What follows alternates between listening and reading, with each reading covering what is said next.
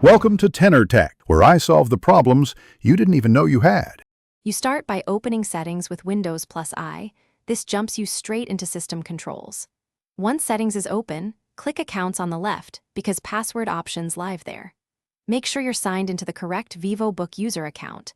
This avoids changing the wrong profile. Keep your current password or PIN at hand. You'll need it to authenticate before creating a new password, so prepare it now to move on without interruption.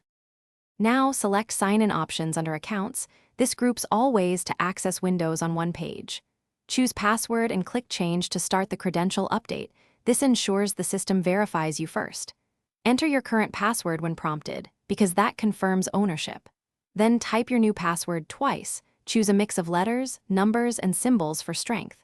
Once done, the system will prompt you to update other sign-in methods if needed. So finish by clicking Next and then Finish, and make sure to sign out and back in to confirm the change works. If your PIN or fingerprint was linked to the old password, update those under Sign-in options now. This prevents lockouts. If Windows blocks the change or you forget the current password, use the Account Recovery Flow or boot into safe mode to perform a local password reset. Contact ASUS support only if hardware-related issues persist. One tip: try a different keyboard if characters aren't registering. Thanks for watching. Subscribe to keep your life in tune.